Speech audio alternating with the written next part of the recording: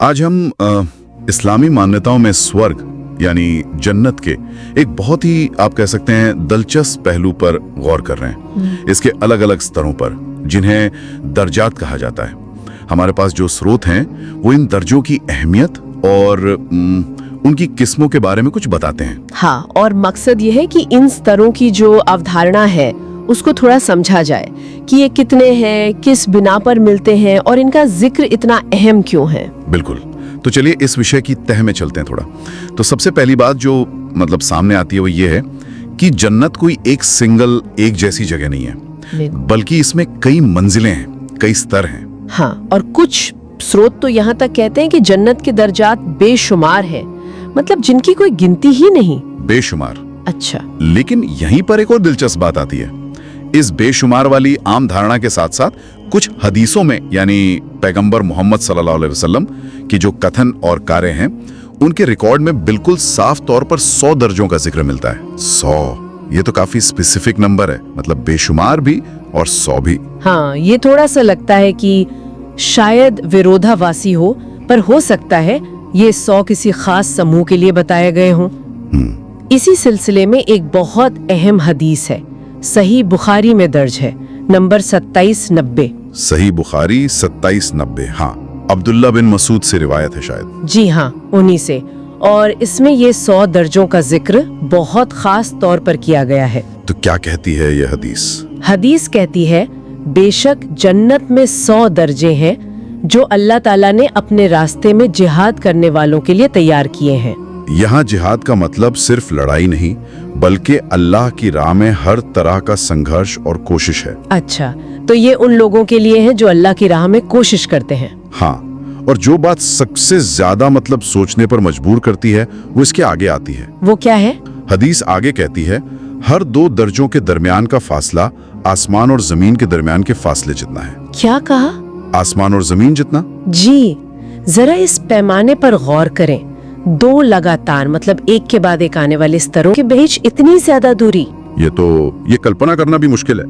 इसका मतलब ये सिर्फ ऊंचाई का फर्क नहीं है। लगता तो यही है।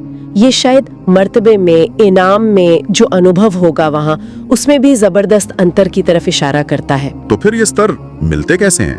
क्या ये सिर्फ उन्हीं के लिए हैं जिनका जिक्र हदीस में है, मतलब जिहाद करने वालों के लिए, या आम लोगों का क्या? नहीं, देखिए, स्रोत ये भी बताते हैं कि आम तौर पर हर इंसान को जन्नत में उसका दर्जा, उसके अपने ईमान यानी विश्वास, उसके अमल मतलब कर्म, उसका तकवा यानी अल्लाह का डर और परहेजगारी, और उसकी कुर्बानी, त्याग, इन सब के मुताबिक मिलेगा। अच्छा, तो ये सब के लिए है? हाँ, ये स्तर सिर्फ उस एक खास समूह तक ही सीमित नहीं है। हर किसी के आमाल और नियत पर ये निर्भर करते हैं। ये कोई आसानी से मिलने वाली चीज नहीं, बल्कि पूरी जिंदगी की जो कोशिशें होती हैं उनका नतीजा होते हैं ये दर्जात। तो वो 100 वाली हदीस? वो जो 100 दर्जों वाली हदीस है वो एक तरह से अल्लाह के राह में खास कोशिश करने वालों की जो विशेष फजीलत है उसको बयान करती है।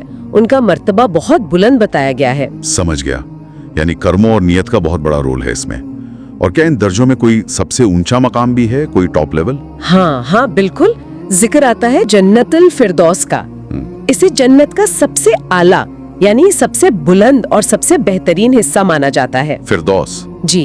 और पैगंबर मोहम्मद सल्लल्लाहु अलैहि वसल्लम की एक सलाह भी मिलती है इस बारे में कि जब अल्लाह से जन्नत मांगो तो फिरदौस मांगो। अच्छा, क्यों? क्योंकि हदीस के मुताबिक वो जन्नत का सबसे ऊंचा और सबसे बीच का हिस्सा है और वहीं से जन्नत की नहरें भी निकलती हैं। सबसे ऊंचा और सबसे बीच का। जी। ये भी एक रोचक बात है।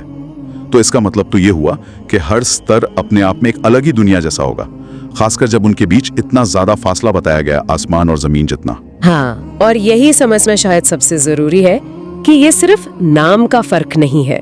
जैसा हदीस में इशारा है, जमीन और आसमान जितना फासला, ये दिखाता है कि अच्छे अमाल, सच्ची नियत और अल्लाह की राह में कोशिश करने का इनाम कितना ज्यादा हो सकता है और उसमें कितनी बारीकियां, कितने लेवल्स हो सकते हैं। सही कहा। ये इस बात पर जोर देता है कि सिर्फ पास या फेल वाला मामला नहीं है, बल्कि बेहतरी और ऊंचे मकाम के लिए लगातार कोशिश करने की कितनी अहमियत दी गई है। बिल्कुल। तो इस सारी बातचीत का अगर हम निचोड़ निकालें तो क्या कहेंगे?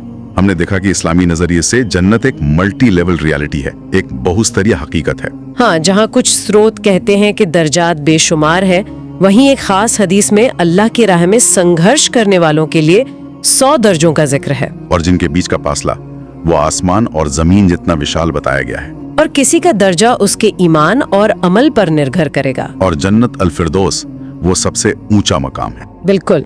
और इस चर्चा के आखिर में एक सोचने वाली बात शायद ये छोड़ी जा सकती है, ये जो बार बार जोर दिया गया है कि दर्जों के बीच का अंतर जमीन और आसमान जितना विशाल है, तो ये नजरिया, ये दृष्टिकोण जिंदगी में किए जाने वाले अलग अलग कर्मों, इरादों और कोशिशों को जो महत्व दिया जाता है और उनके बीच के जो बारीक फर्क हैं, उनके बारे में क्या सोचने पर मजबूर करता है, इस पर जरूर गौर कीजिएगा।